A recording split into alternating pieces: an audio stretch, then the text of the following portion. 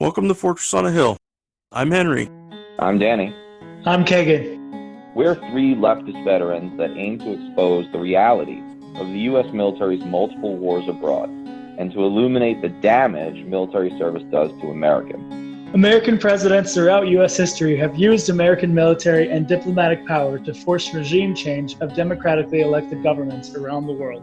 Most veterans come from families vested in prior service, and American generals choose their own, ensuring diversity of thought never interferes with American warmongering. How can we stand by and do nothing while our military kills and destroys lives the world over, while telling Americans that all this death and destruction protects them from terrorists when nothing could be more false?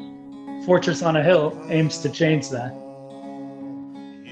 Well, Oliver, this is our fourth chat, and I think for this initial series and conversation, we're going to try to close out today, and maybe just go in a conversational direction, see where things kind of run. But it seemed to me that if we're going to close out, then how better to extend that than kind of jumping back to the beginning. And so, as I was reading Chasing the Light, which is out now at time of recording, you've been on Joe Rogan. There's been just reviews all over the place. I was struck, I think, by a lot of things in the book. Of course, Platoon was where I started with your work. And so, Elias and Barnes, I thought I knew where that came from. And then and it was clear that it was the sergeants that you met in Vietnam, but it was also Greek mythology, but it was your parents, it seemed, to some degree, which maybe I should have noticed from the monologues of Charlie Sheen. So, he talks at the end about you speak at the end about being born of two fathers. You miss your grandmother very much and you write to her and you're tired of your parents' world, or Charlie Sheen's character is, Chris is, also in a letter to the grandmother. So I was just hoping you can kind of talk a little bit about, the influences of the parental roles, and then also, grandparents were appropriate, not just in that story, but just kind of in your overall development, like life and artistically, because one of the chapters is, child of divorce. And as I read that, as a child of divorce, I said, this is interesting. The chapter about child of divorce, it was important enough for a title, and I sort of lived that life a little bit, and it really jumped at me. So I was hoping we could talk a little more about that. Well, the divorce happened when I was 15, 16 years old. It was very sudden. It was abrupt and volatile. Both parents were accusing. The basics of it was my father was very upset. My mother had a lover, who in fact was somebody who was a friend to me. It was like a surrogate father. I was so naive when I was that age. And apparently this has been going on for a year or two, and she was in love with him. And my father had failed to provide that. My father had failed to ignite that. My mother loved my father, but was in love with this guy. So there was a communication gap between my father and my mother. And on the other hand, when I found out later, is that he himself had been having affairs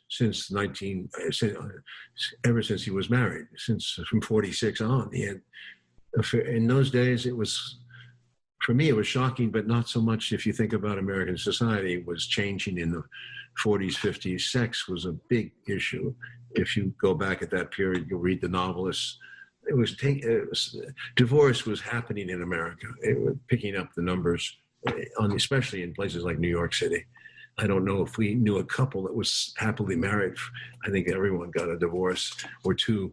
But it was still not acceptable in the overall morality of the nation. And to have your parents divorced was shameful.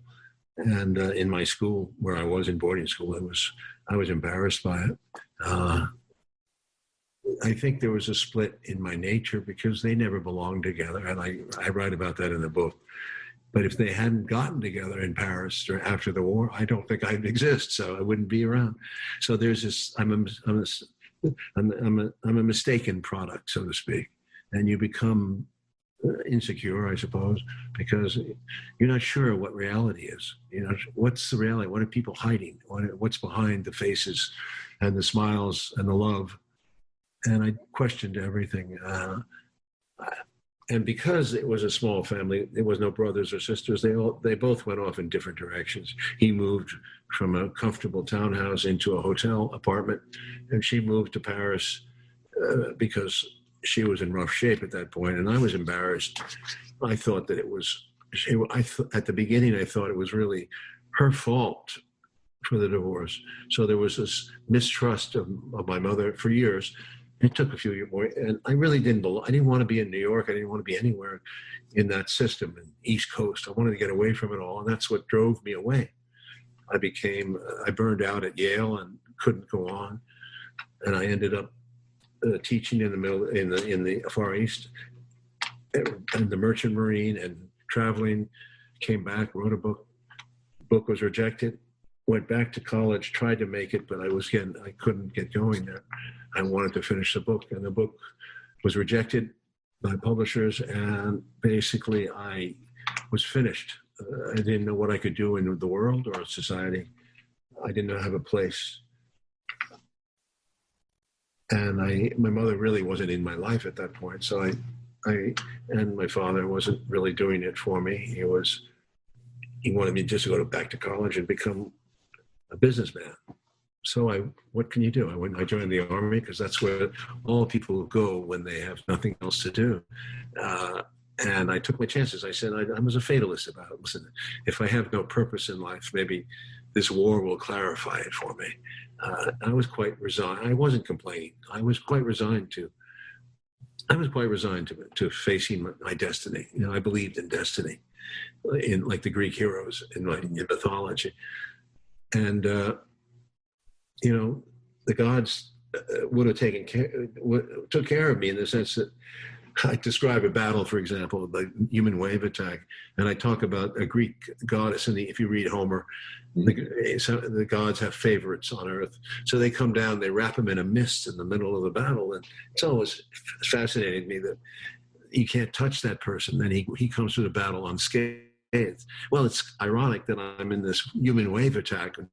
We kill about 400 of them, and they kill about 25 of us and 150 wounded. That's a pretty significant night, and it's an all-night action, fireworks all night long, and nothing touched me.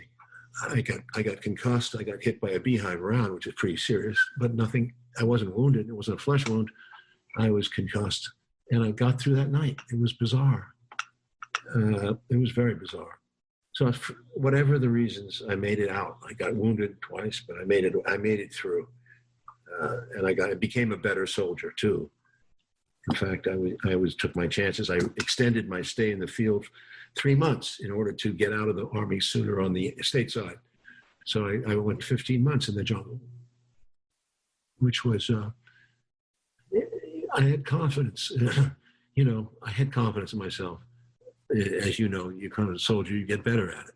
You get better at it.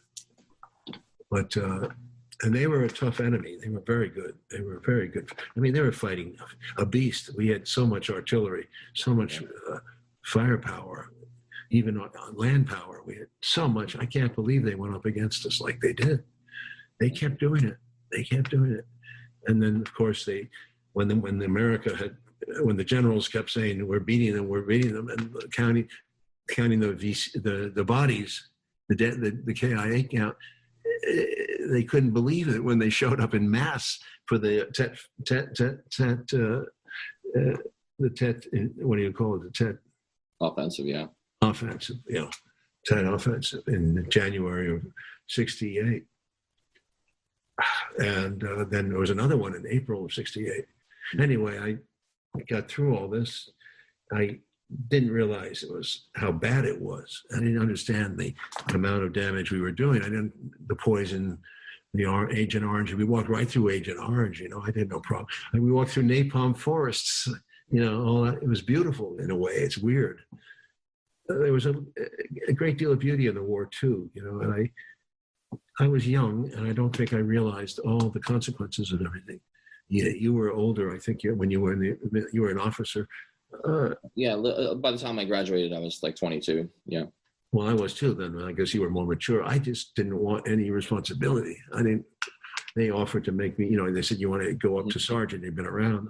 No, I didn't want to be, because I didn't want to be responsible, because that gets you killed too. Yeah, don't volunteer for any responsibility or any duty. Well, that's the Army way. Don't volunteer for nothing. Absolutely. Shut up and keep quiet. And of course, I told you last time about the bullying effect. There's a lot of bullying in the military. And I was talking about sergeants driving me nuts, first sergeants especially. But all the sergeants were in control of what I saw, and they ran the units. And the first sergeants were monsters. Some of them, they were really, and a lot of them were veterans of World War II and Korea. But they were smart enough not to go into the field. They knew that they'd get the bonuses, they get the combat pay and all that if they go out once in a while on an easy mission, but don't go in the hard stuff. So there was a lot of gamesmanship, a lot of background activity. I mean, in terms of back in the bases, the PX system was a racket. It was a racket. And they proved that after the war, the sergeants. I mean, people were selling automobiles and televisions out of the PX to the Vietnamese, and the Vietnamese were selling it. Our collaborators were selling it sometimes to the NVA. Some of our weapons would show up there. It was so crazy, wasteful of war.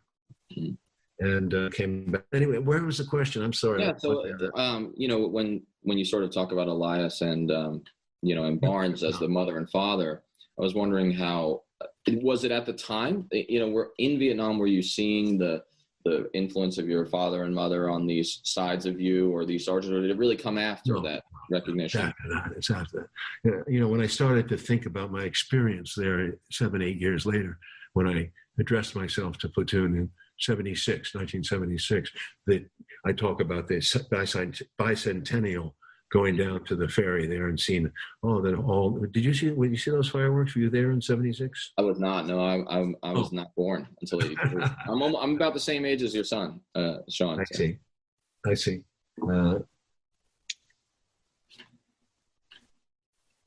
I decided I'd been writing screenplays. I hadn't had success, but I said I want to shape the story. But war is so diffuse and so boring, some of it, and that it's hard to just put details into one solid,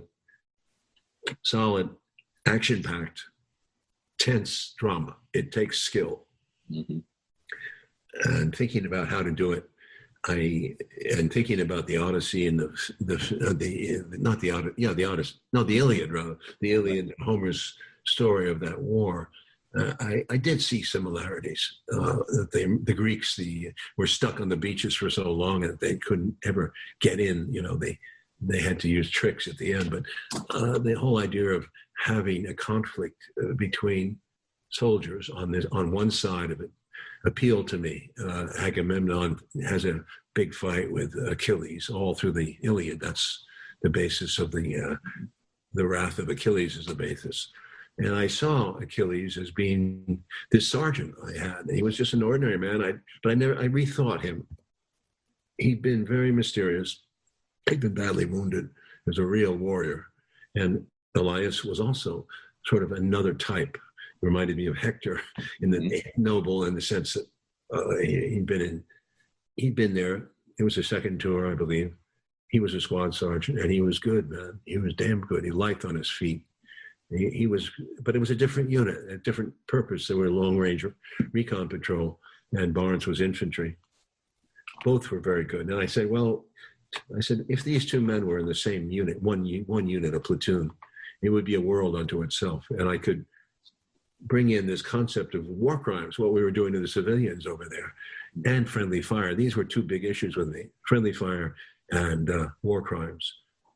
I mean, killing civilians. So I made killing civilians kind of the focal point, because in the middle of the film, they go to a village and Barnes loses it, kills a Vietnamese woman. And that's a crime. It didn't happen like that, but there were killings that went on. So I focused on that. And it comes down to basically a friendly fire. I mean, at the end, it's not really about fighting the Vietnamese, except at the very end. It's just about Barnes going after Elias because he's threatened by Elias. If Elias's charges are in any way substantiated, which they will be, his career as a soldier, but they're both lifetime lifers, in my opinion. His career is finished in every way. So Elias is a real threat to Barnes, and friendly fire again, the concept that we killed a lot of each other without, sometimes mostly by accident, but certainly there was some antagonism between enlisted and officers and sometimes sergeants. And there were fraggings and there was probably far more fraggings than are admitted to by the Pentagon, but it became an issue in the Pentagon. They actually acknowledged in 1971 that the Army was on the verge of mutiny. They compared it to the French mutinies of 1917. Right, and I believe there were 89 fatalities just between 1970 and 71 in several hundred fragging incidents of officers. Several hundred. I don't know where the figures, but all their figures are wrong, whatever, because they've been lying. I'm sure it's low, yeah. They're lying through their teeth. I mean, I say in the book, I don't know what the official numbers are on friendly fire. Maybe they have it down to 5%. It wasn't 5%. It was closer to 15 or 20%, in my opinion. Mm-hmm. Because it's such a mess, that war. I mean, the firepower was so intense on the American side, so intense that nobody knew what was going on. I mean, there was chaos. I saw the same thing in an Afghanistan documentary. There are soldiers coming up on a village. Some stupid sniper opens up, okay? 1 shot, 2 shots. These guys go nuts in the patrol. They go nuts. They're screaming on the radio, blah, blah, blah, blah. They're shooting, blah, blah, blah. They don't know where they're shooting. And it takes time for them to calm down and fucking listen. That has always been the problem. I saw it all the time. It's to be a fight in the jungle, you have to be skillful. You have to listen. There's an enemy. He's firing, but you got to figure out where he is and what's going on first. So sometimes we walk right into an ambush. And the reaction was typical. They knew what we were going to do. We were going to retreat, pull back, call in artillery. And if they also knew it would go out, it'd be better to wound the first guy. Make sure that the American guys would go get the wounded guy back, or try to. Then they could get a couple more. You see, they were not stupid. They knew where the lieutenants were. And they often go for the radio operator too. But it was chaotic. Our reactions were generally chaotic. And out of that, I talk about an incident where I got the Bronze Star. Again, it's overplayed, but it was a potential disaster because that was their objective, to get people between us in platoons. And that would have worked. It would have been worse if I had not done what I did. Yeah. He wasn't the only guy between us, by the way. There was other. Mm-hmm. But I think it's a pattern, and I just don't know why we don't learn. There's so much noise on the American side. It's too much talking. There was a scene in the very beginning of Platoon where Elias helps out Chris to take stuff off of his gear. He's got too many books. He's got too many towels. And one of the things that's striking is, instead of taking the lesson from Vietnam about being more like Elias, right, being more nimble and quick and light, of course, the Army has gone completely in the other direction. Now we all wear these flak vests and as well as other gear. Yeah. We've really increased the basic load, right, the unit basic load to 70, 90 pounds. That's the minimum, right? And so, we're even louder than we were before. TV sets too. I mean, all kinds of, and we got to put a McDonald's and a Starbucks on every base, of course. I wanted that. What was interesting to me, and maybe it's because you hone in when you read these books and on some of your own experience, but my father didn't serve in the military at all, and we have a pretty strained relationship. My anti-war and sort of progressive activism is pretty upsetting to him. I think he thinks I'm sort of less than patriotic, despite having spent all that time in the Army. Your father was in the military, but I think you say in the book that he wasn't really involved in direct combat. No, he was in the financial affairs on Eisenhower's group, SHAEF it was called. How was did you guys share your veteran experience, or was there like a positive connection, or was there sort of tension based on the fact that you were a combat infantryman and he was not? No, he wasn't that interested. And I never talked to him about the details that much. Frankly, it's funny. Why wouldn't you be more interested? He thought the war was a mess, but he wrote in the book, he thought there was a reason for the war, that America was going to learn from this experience, but we had to fight communism because it was a worldwide conspiracy. So it was, although people were dying in a messy war, he justified it. That changed. Of course, he had a wild man at home, and we had a few arguments about just the establishment and the way I behaved. He thought I was a black man when I came home because I was talking army talk and often using black phrases. Cool. Cool was a word back then that was really used a lot, and he couldn't stand that. And calling him man and all that. Right. But eventually, when he was older, about 1979, in that area, he said, "Yeah, what the hell is it all about? There's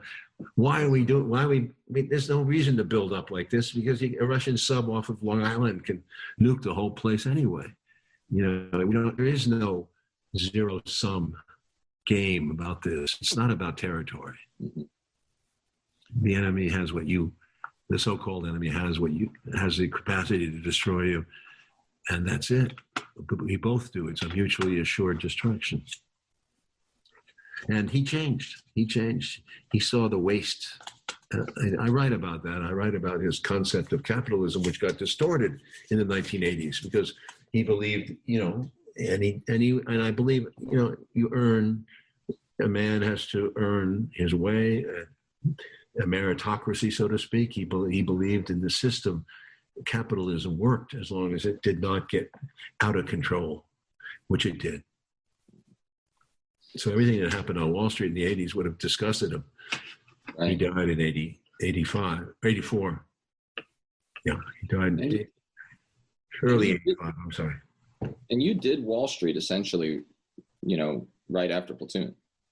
And I think that's kind of an interesting choice. I mean, I think I can see a connection, and it's not really covered in the book based on where you sort of stop. You talk about the casting, but I'm interested in that linkage, so you've done Platoon, you're on top of the world with professionally. And then, obviously Wall Street it's going to be hot because of the topic, but it's an interesting choice to link over to that. And I imagine you must have seen a connection or a reason for that. No, it was not hot because it became hot. We made the film.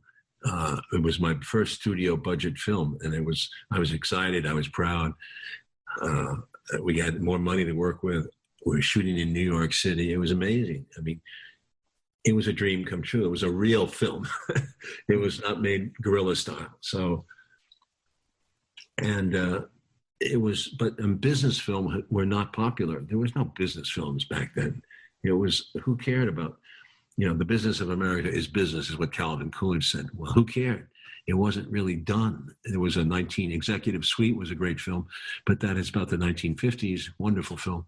And there was a Capra film with Walter Huston, I love, American, I forgot the name now, but it's a beautiful film with Walter Huston, 1932, beautifully done. It's about a banker during the Depression in which the businessman's a good guy. Mm. So over the course of time, the businessmen started to be regarded as bad guys in the film business. They had no heart, blah, blah, blah. So my version, I wanted to do Wall Street the way my father, the world I saw. And also I was meeting all the new guys, as I told you, coming up from doing research on cocaine in Miami. When I ended up in New York, I was seeing the same thing.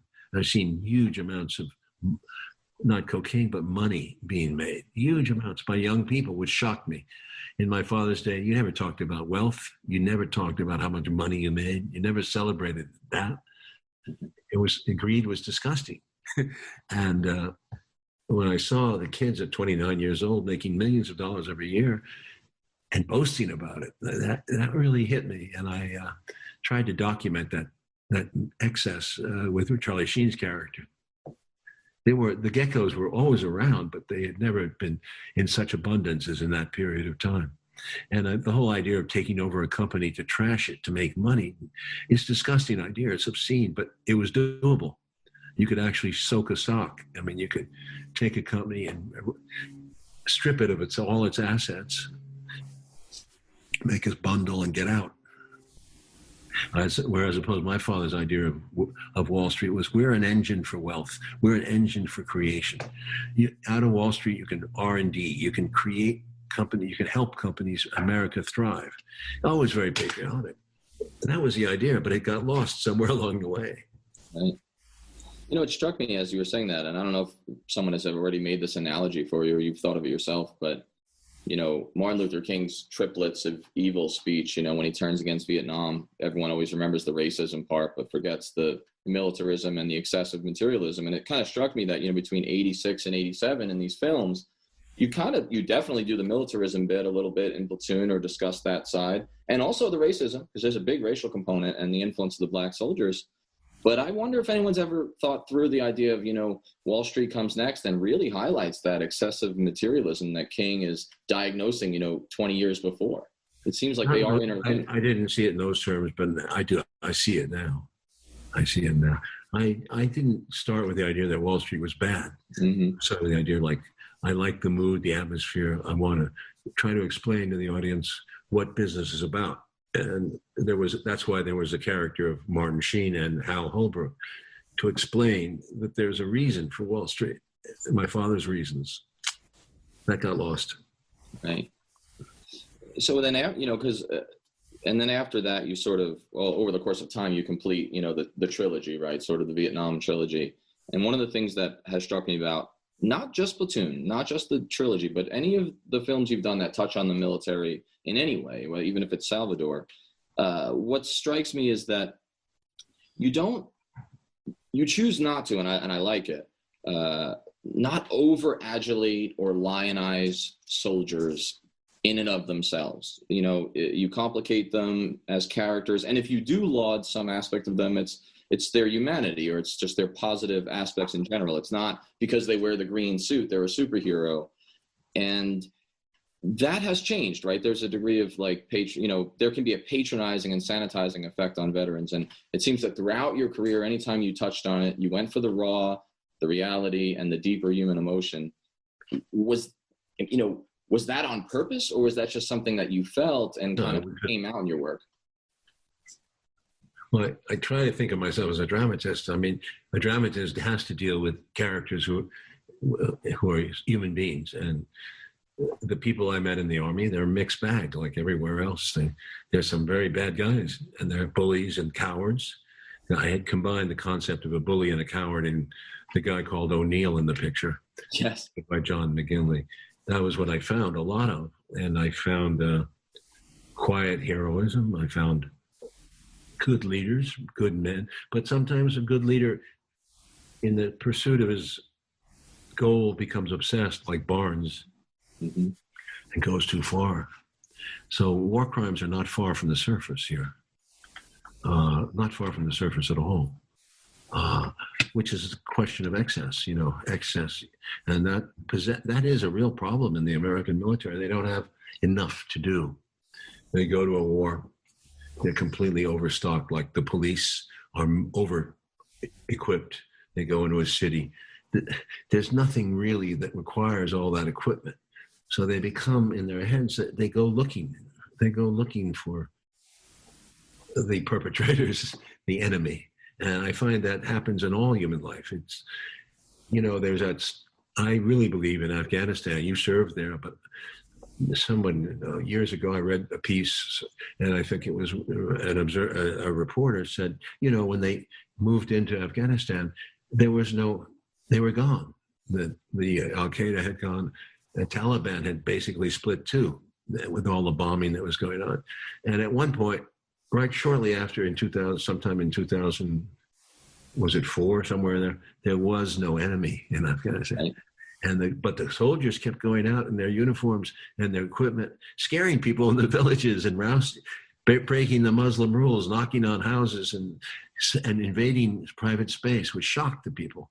And the women being searched and stuff like that. There was all kinds of violations of the customs of the country, and that's when the Taliban started to creep back. So in other words, we won that fucking whatever it was war, and that's when you leave. Yeah, and we've never been very good at cutting our losses and going on top or at that point. No. It strikes me in Afghanistan that, first we complained, Rumsfeld and these guys complained that there weren't enough targets to bomb, right? There wasn't enough infrastructure to bomb. And then when there wasn't enough Taliban to fight, we sort of created the enemy that the military-industrial complex needed. What struck me about what you said there, how you sort of create the next generation. I remember in Baghdad, one of the things that we would do, and you will recognize this sort of supply side officer and NCO mandates, was searching for weapons, searching for weapons caches. And so they would tell us, you have to search this many apartments in Baghdad a day. But in the process, of course, you never find the weapons because they don't hide them in their apartments, really. They're not. But, you have to report, I searched 400 units today, and then they were like, oh, you're a good lieutenant. You did your job well. But I remember the looks on children's faces. Sometimes they would cry. Sometimes they look that inside from seeing so many raids into their homes. And sometimes they would glare at you.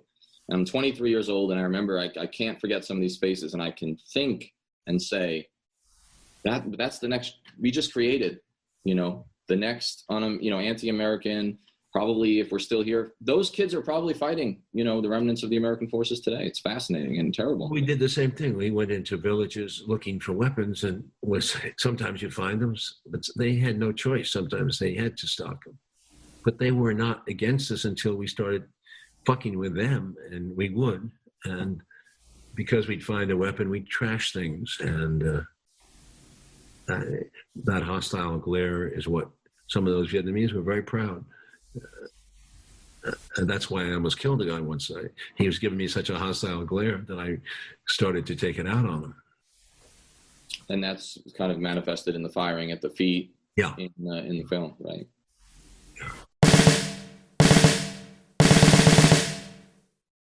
The guys and I love doing the podcast. Being able to share our experiences in the military with allies and supporters means the world to us. But we can't do all the work. We need you to share an episode of ours with someone, anyone whom you might think might be affected by it. Young people looking to join the military, or parents advocating for one, conscientious citizens who care about the violence the U.S. wages in their name, advocates for women and people of color who understand the harsh environment the military creates for females and minorities, and inflicts on minorities around the globe, and anyone else you think it might affect. Please take a moment, pause the episode, share this with them. Now, our podcast is supported in a few different ways. First, there's Patreon, where we're blessed to have an array of wonderful supporters helping the guys and I pay for some of the podcast's expenses. Those who contribute $10 a month or more will be mentioned right here as an honorary producer, helping keep you, our listeners, stocked with new episodes. But you don't have to contribute $10 a month to help us. For as little as $1 a month, you can keep us going, paying for hosting and storage fees, transcribing old and new episodes, promoting and expanding the podcast, and more I'm sure I can't think of at the moment. So, let's bring out these honorary producers, and they are Will Arenz, Fahim Shirazi, James Zobar, Adam Bellows, Eric Phillips, Paul Appel, Julie Dupree, Thomas Benson, Emma P., Janet Hansen, Lawrence Taylor, Tristan Oliver, Marwan, and the Status Quo podcast. Your contributions are wonderfully helpful to us. Thank you so much. However, if Patreon isn't your style, you can always contribute directly to us through PayPal at paypal.me/ForSanaHill. Or please check out our store on Spreadshirt.com. Make sure you check for promo codes before you order. And now, let's get back to the podcast.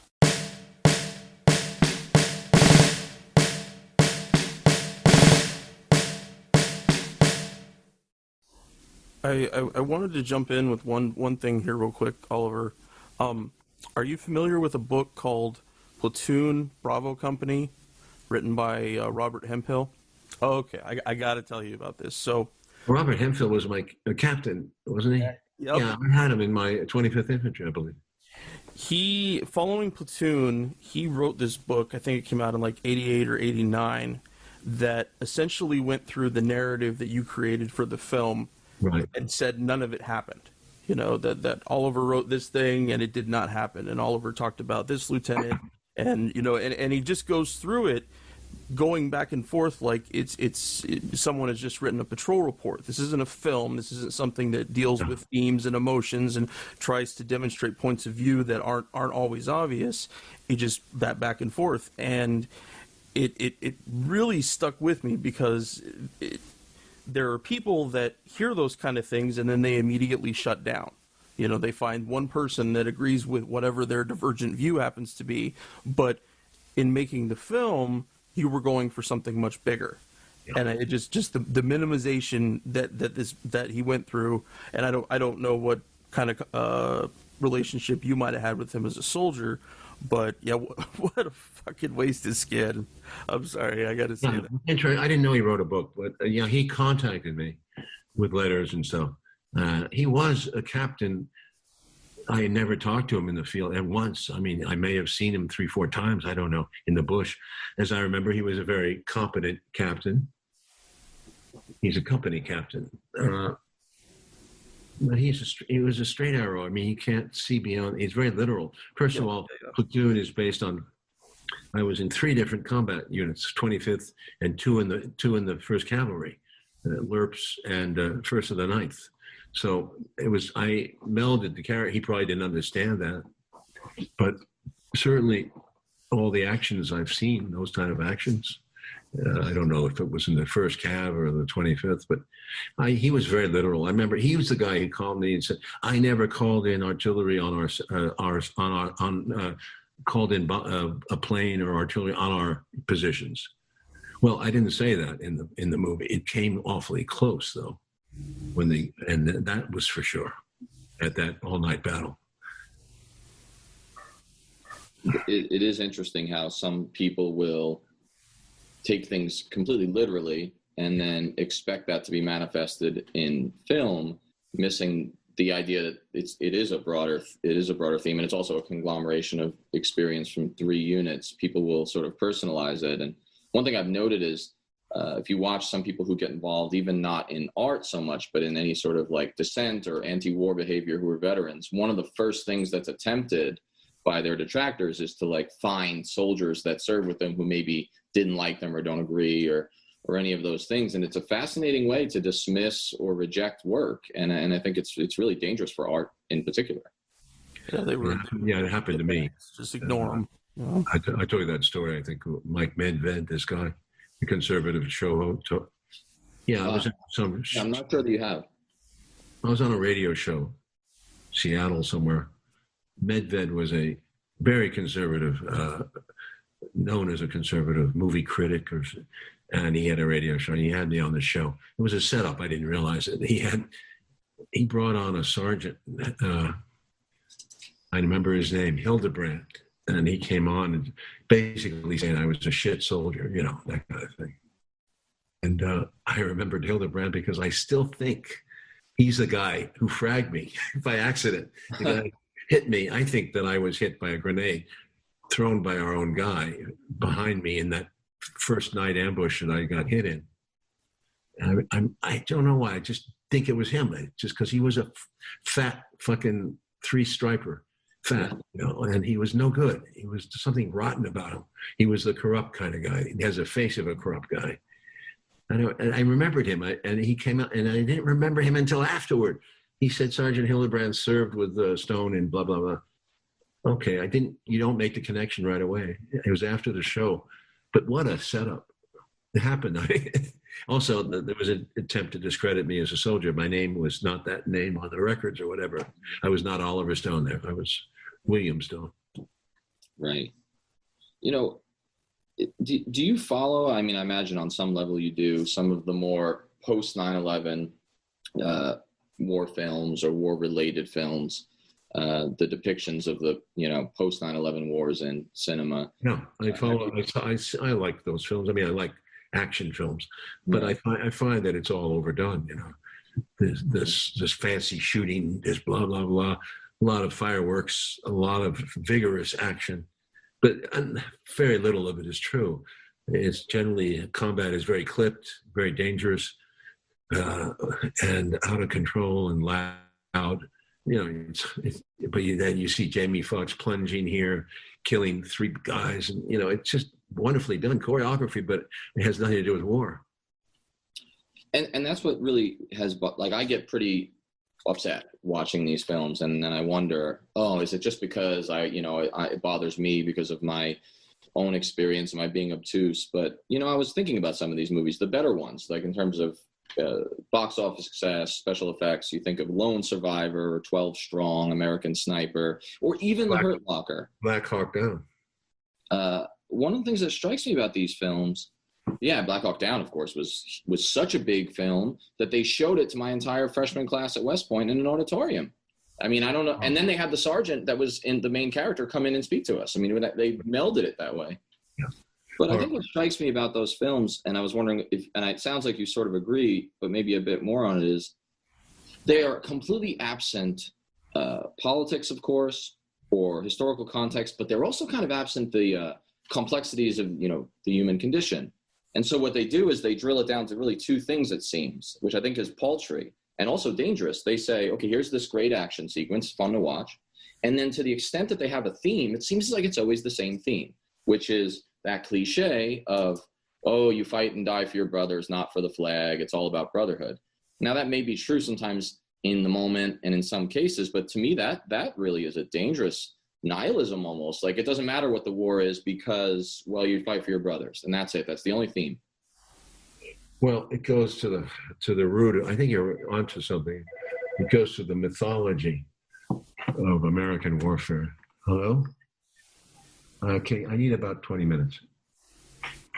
It goes to the mythology of American warfare. And probably you've heard this before, but you saw Black Hawk Down. Everybody's on the mission. Everybody is devoted and willing to die. And 25 black people have to die for every white guy that gets killed in the movie. That's outrageous. It was outrageous because it was probably a fucked up mission. And what fucked up missions, like Lone Survivor, I really believe that was, it was very fast and they took him out. And the guy, kind of, whoever spun that story out, but it wasn't, the soldiers did not die like that. Very hard to kill, right? Sometimes people are easier to kill. You can get hit by one. So I think the mythology that I see that bothers me is that heroism. Brotherhood stuff. The brotherhood stuff. The army I was in, we were interchangeable. It was replacement troops too. A unit very rarely had a cohesion. It was constantly moving around. Barnes disappears one day. I don't even remember. He just was no longer there. You don't think about some of these things.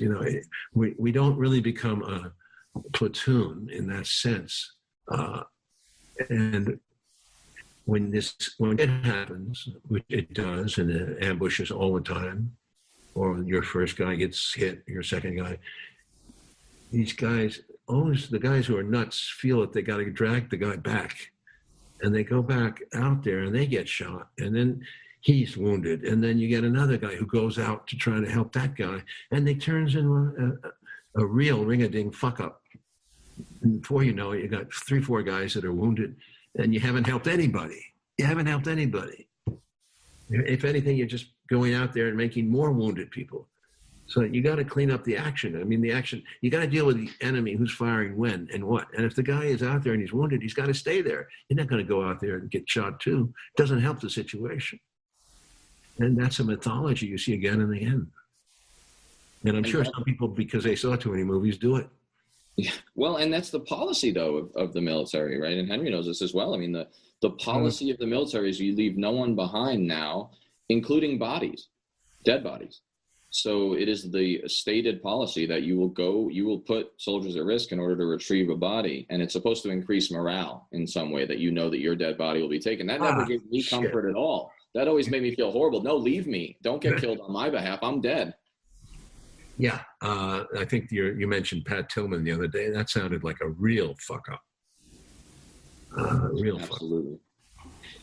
And of course it was. And yet, when they make, and they have done Pat Tillman documentaries that are really solid, that question the narrative, but in movies like Black Hawk Down, which is like lauded. I mean, it was so popular and it's well done.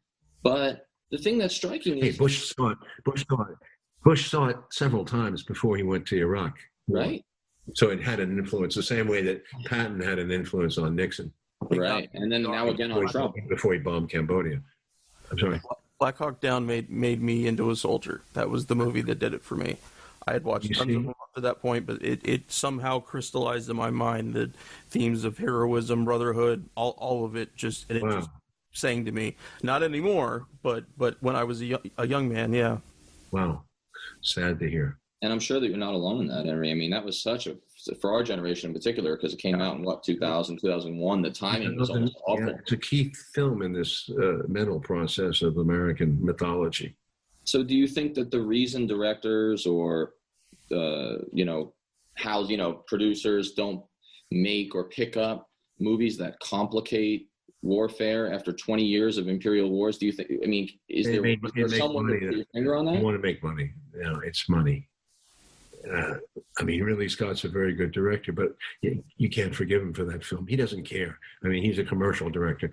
Mm-hmm. He cares about the frame, the picture, the look, not the fucking content.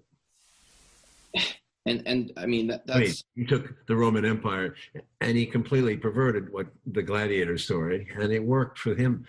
It worked as a movie, certainly, but was it reality? No. And it seems to me that, and I imagine as someone who does, film as art, in all its manifestations, it strikes me as almost obscene and sort of insulting, because look at what Henry said about the effect of Black Hawk Down. There's a dangerous side to commercializing and commodifying war. Yeah. Yes, absolutely. And it's been going on for 20 years in America. And whatever I say about it, it doesn't make a difference, because, as you say, they've been lauded. Which Henry, that kind of goes to Tom Secker, one of our recurring guests, what he had kind of brought up the other day. If you want to raise that, it's very interesting. Sure. Tom Secker is a friend of mine, and he's a frequent guest on our podcast. He studies movies and sends FOIA requests for the DoD Entertainment Liaison Office. And so he's really amazing at tearing apart, what was happening, why did the DoD want this or want that, if they've left any evidence to be seen. So he was curious about, in our day and age, and this goes right with the war film thing, the how do you see opportunities for aspiring radical filmmakers within what is our media landscape now? I can already feel your answer a little bit, but I'm going to let you jump in there. I don't think you can. I don't see how you can work with a DoD. You have to make do with the equipment you have. That's what we did on 3 films about Vietnam. We had no help, and as you know, there was a report. I wish your friend could find. I can't find the document. I had a ridiculous letter from them when I submitted Platoon for. In fact, the Defense Department put out a notice in Philippines when we were there, advising the American soldiers, not to cooperate as extras in the film. Huh. That's funny. We're going to put that on our list, Henry, because Tom could potentially find that document about Platoon, and then we'd have something to share with you all. Right? Yeah, I'd like to find it. No, I'd like to share one little note about doing these reviews with Tom that I've learned about the DoD's process. And these days they have become so nitpicky on the smallest little things, use of profane language, which, is a part of being a soldier or a sailor. It's the language we speak in. But DOD will have a field day about somebody saying, whatever buzzword they want to go after at that moment. But it's other things like that, too. They're never upset that how this soldier was portrayed killing all these civilians. They're wondering about, is his haircut right? Or, there's no story. It's all just pieces of crap woven together. Like my Westmoreland story in the book. And it also raises that point that we talked about previously, Oliver, about the evangelicals in the military and sort of the influence of this conservative very culture. shocking to me. I remember that. Gee. So when Tom told us that, hey, they'll get upset not about the bombings or any of that, they'll get upset if the soldiers are too profane. And as he was saying that one time, and as we were talking just now, I thought about Tim O'Brien, the novelist, who was also an 11 Bravo, infantryman in Vietnam, wrote some great, quasi-fiction, quasi-nonfiction stuff. And one of the quotes he wrote that always stuck with me is that he says, you can tell a true war story if it embarrasses you. If you don't care for obscenity, you don't care for truth. And if you don't care for the truth, watch how you vote. Because if you send guys to war, they come home talking dirty. And I thought that was pretty well put. And yet the Pentagon will say, no, we have to have morally clean soldiers, committing these killings, right? To killing folks, even if they're the enemy obscenely and sometimes. You can imagine their reaction to Platoon script, right? Oh, that we have to get that document. That has to become like our energy number one. That could be the key output of our conversations, is finding out what they said about it. Yeah. But that is really interesting, though, talking about these. Well, they started with the concept of one sergeant killing another. Of course, right. And of course, that was after we knew about all these fraggings and how, prevalent they were. I mean, this is, and correct me if I'm wrong, didn't Richard Boyle write about the early mutinies? Flower of the Dragon, yes. Right. He covered that there was a mutiny at some base out there, or forward base, I think. It was one of mutinies. Mm-hmm. Why would soldiers got very surly? They wouldn't follow orders. The army starts to break down. Right. And there's a reason why that seems to be what they fear most, is when the foot soldiers of empire, let them put the daisies in the barrel, metaphorically. There's probably a reason why when, they want, you show it very well in Salvador, and then again in Romero, where when is the tipping point for Romero's murder? Well, it seems to partly be that when the Archbishop says, I order you in the name of God, soldiers, don't follow orders to kill your fellow peasants. It's really no accident that it's really right after that. It's a couple of weeks later that he's executed. After 3 years of saying, relatively radical things, that seems to have been a tipping point, which is instructive, I think. Who knows? I don't know what, I love that speech. The guy was good. The actor was good. Absolutely.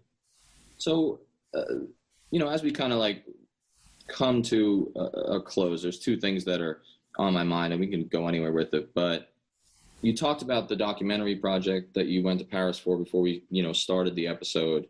And so I'm interested in that. But, to the extent you can talk about it, other projects that are on your horizon, but even more so than that, like cultural or political topics that are just on your mind. Like, is there other things that are happening that are burning for you to do something? Well, actually, clean energy documentary is very important, because I think it's a dominant issue on this earth.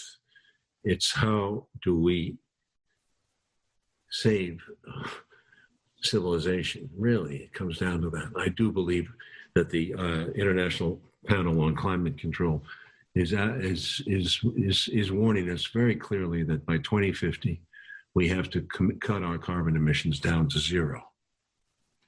There cannot be carbon emissions anymore. Now that seems severe to some people, but it's a baseline, because the temperature keeps rising, and everything goes with the temperature. Now, that's the basis on which we're making this documentary. So think back from 2050 to now, instead of thinking incrementally from here to there. So if you think back, you've got to have certain goals, and the goals are very clear. And the only way to achieve them And this is based on the book that I bought, A Bright Future by Josh Goldstein and his co-writer, the Swedish scientist, I don't remember exactly his name, Quist, Q-U-I-S-T. You can buy the book, you can find it. We have to massively invest in building up not only renewables, because that will work. Renewables can only work a certain percentage of the time, and we don't have the battery or storage space to make it work yet. It will take years, but it might happen. But aside from that, nuclear energy has proven to be working in all the countries it's been in. It's really worked. And unless we build up our nuclear energy capacity in a big way, it's the only way to solve this problem. Otherwise, we'll be using methane as a substitute in conjunction with renewables. We'll be using oil again in conjunction with renewables. There's a reason why the fossil fuel companies like renewables, and they explain it very clearly. Coal, there's no reason for it. It has to go, and it has to go now. Coal is a disaster, not only for the climate, but it kills people every year. It just puts particulates in the air that kill. So this whole issue of the danger of the safety of nuclear energy, we deal with it head on. I mean, we look at the worst disaster of all at Chernobyl, and we find this is what happened actually. And it's not so bad what happened. It was a disaster in its design and the way it was built, and it was sloppy management. True, but that was the old Soviet Union. We're so much better now. We learn from our mistakes. There was never been a meltdown or an explosion like what Ralph Nader said back in the 1990s. Never happened. Chernobyl was the worst. And then at Fukushima, that's completely overplayed. That was a big setback. But if you look at it closely, 0 deaths. All the deaths occur from the tsunami. It was a natural disaster. The plant failed because it was poorly situated, but there was no meltdown. Nobody died in there. There was even later when they came. The problem was they were evacuating people too fast, and a lot of people died from hospitalization. They were not in the mood. They couldn't move them, and they died. And then I think 50 people died at that time, maybe from the earthquake, or maybe 1,200. I forgot exactly, but none that we can trace to the nuclear. That's amazing. And yet, on the basis of that accident, France freaked out, started to peel back. Germany canceled all their nuclear and built coal plants. So this is a kind of mess. 3 Mile Island, nothing really happened. That was a big deal because it was a movie. All of these accidents have taught us. Every industry has accidents. It's the way that you build an industry. So there's no other solution right now. Sure, we have to keep going with renewables, but they also have problems too. I mean, you can't just put windmills and solar panels everywhere. It's just not going to work. Solar panels are very, very toxic when they're thrown away too. I mean, they do have afterlives. And waste we talk about, it can be contained. The whole waste in America is built up since we put in nuclear, can fit into a Walmart. It's not that big compared to coal, which would be tons and tons of coal that are the waste from coal. But anyway, it's an argument that is worth making because it might help. So that's really where my focus is on, and you have to focus because I can't be all over the place. I have to do it now, fast, and I'm working on it now. Yeah. Is there a sort of a planned time and place that listeners will be able to find? Frankly, for that you need distribution. I'm not there yet. First of all, we're cutting it. We're making it now. And I can't tell you for sure. Of course, sure. You never know with this. It's all for entertainment, our business, so they don't necessarily want to put stuff like that out. But I'll get it out somehow. Sure. Do you expect a reaction from the what's being called the cancel culture in the society? In other words, if you downplay in their mind or don't hew to the propaganda line on something like Chernobyl, and then they're going to say, well, Oliver Stone did this thing with Putin and Ukraine, and now he's talking about he dares say Chernobyl. I imagine you expect some reaction. I guess I can't believe the stupidity of people because, first of all, Chernobyl happened under a communist Soviet bureaucracy. Mr. Putin is not a communist. They still confuse that. They transform Putin into a communist. He's Stalin. I mean, how stupid are they? Beyond stupid. How can I dignify that reply? And I think. And by the way, Russia is in the forefront of development on nuclear, forefront, and they're doing some very good work. And if the world were smarter, I keep saying the United States would ally with Russia and China and build the shit out of nuclear energy because we have the capacity to do it, but it costs way too much in the West now. We can't build anything without a million regulations. So it can't be done unless we change our thinking. It does seem that reason and even things that have to happen with urgency, like this climate stuff, you can't say certain things, especially if they involve Russia or China, without being dismissed. Well, a lot of activists,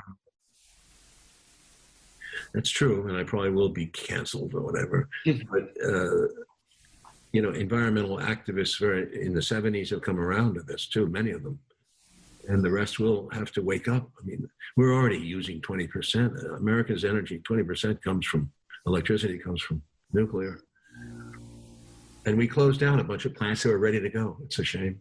Right. That was all political. So I'm glad that you brought up the urgency of this and your willingness to do a film on the issue of the day, or what should be the issue of the day, and I think so. Potentially the need to work with the other major powers to save the species. It would go faster if we did. It seems almost like an eventual requirement. I mean, eventually it seems like one would need, when humanity faces an extinction, country boundaries, these imaginary lines in the sand don't seem to matter all that much. Totally agree with you, but look at this country's stupidity about Putin. They have to keep insulting him and talking about he's this, he's that. He's got richest man in the world, hand in every pocket. It's not demonization of a leader is not a policy. Mm-hmm. So, but we've always done that with Russia. We've always done that with Russia. Of course, it's just amazing how we're stupid. Well, the shit I took for it. And you know what? It's funny because it may not help you in your lifetime, Oliver. But I think you've already been vindicated on a lot of these things, but. When the historians are able to take a look, I think there's going to be a real reframing of our delusions about Russia and new Cold War with China. If there is a history to be told, And that's the point, right? So as we kind of like come to an end here, and I hope we don't end too darkly, but I hope we're honest with ourselves. Like, there's this question of the world as it is. We've touched a lot of topics and how your film and all kinds of art has gotten at it, but this is a pretty profound moment. And taking the world as it is, it seems that there are some real existential issues that get sometimes lost behind following and reacting to, say, Trump's tweet or the latest cancel culture issue. And you're getting through that and saying, no, like clean energy, like we have to do this, even if it's not going to be a big, blockbuster, because people don't want to hear it and it's documentary, you're willing to do that. And so right before Christmas, I wrote one of my darkest, but one of my favorite articles, and I called it "Humanity is Riding a Delusion to Extinction." And I started it with a picture of a horse and his rider in World War I wearing a gas mask, and I said that horses with gas masks has been on my mind, and it had been. And I talk about how there were these three phases of lunacy that should have made these ideologies irrelevant. So there was the mass murder in the trenches, really should have made nationalism sort of, obsolete, because 1 million people die in 4 months. That's unheard of. And then the nuclear explosion sort of makes even countries obsolete. We need to work together to make sure there's no nuclear, accidental exchange. And now we have climate, and 50% of Americans, or 50% of the political party, is in a suicide pact on that and other things, including nuclear provocation with Russia in the Baltic. And so, yeah, that's pretty dark, obviously, but where do you put yourself on the spectrum? Optimism, hopeful, darkness completely? I mean, that's a broad question, but this moment seems like I'm sure people are interested to know what you think about where the heck are we? What does this mean? Well, it's not important what I think, because we are where we are. The scale, I mean, it's a very bad moment because everybody's unsure. I mean, like the biggest problem is the United States. It's got an superiority complex about its status in the world, and that it's no longer the sole leading power. And that's what makes the world even more uncertain, because we act like scared bullies, and scared bullies are very dangerous. It's just, we can't have our own way. It's a multipolar world. We haven't learned that. We think we're the center of attention. We're not. I've traveled the world enough to know that. I mean, just an obvious fact is that in the next 20 years, there's going to be 100 million more people every year come online and need electricity from these Indias, Bangladeshs, China. It's impossible to meet the electrical need. We're going to need 5 times what we need now for energy, because those people have a right to energy. We can't say, oh, because you're a third world, you can't have energy. It's a losing proposition. I mean, I'm not even pro-nuclear. I'm pro-arithmetic. It's really stupid. And stupidity reigns. What can I say? It probably always has. I mean, Einstein was one of the creators of the nuclear energy theory, which is crucial. In that theory is the world can be saved. The amount of energy in the earth is unbelievable. We have it. We have solutions. And yet what we do, we build bombs and we kill people. So, I mean, Einstein was at the center of that problem. He saw it. We use it negatively, right? And yet what we fear is what can save us. Yeah. That to me is like a very human nature story too, even though it's a collective. That tension between rationality and irrationality inside of us is totally. That seems to have guided a lot of your work in general. Yeah, I guess so. I hope you're right about the historians. It's hard to know, but I think you did. I think you may have, as we close out here, I think you may have given me an idea for my next philosophical piece. It'll be something about how there may be more people who believe in American exceptionalism than science, and almost as many people who believe in angels or the rapture as the arithmetic. But I won't cite you on that when I get my attackers. We're on Twitter at Fortress on a Hill, and also at Facebook.com at Fortress on a Hill. You can find our main blog page and our full collection of episodes at www.fortressonahill.com. iTunes, Stitcher, Google Podcasts, Patreon, Spotify. You name it, almost anywhere you listen, we're already waiting for you. And hey, we're always in the market for more Patreon supporters. Please consider becoming a patron at patreon.com. And if you're not into giving us a monthly payment, think about giving us a couple bucks on PayPal. The link is in the show notes.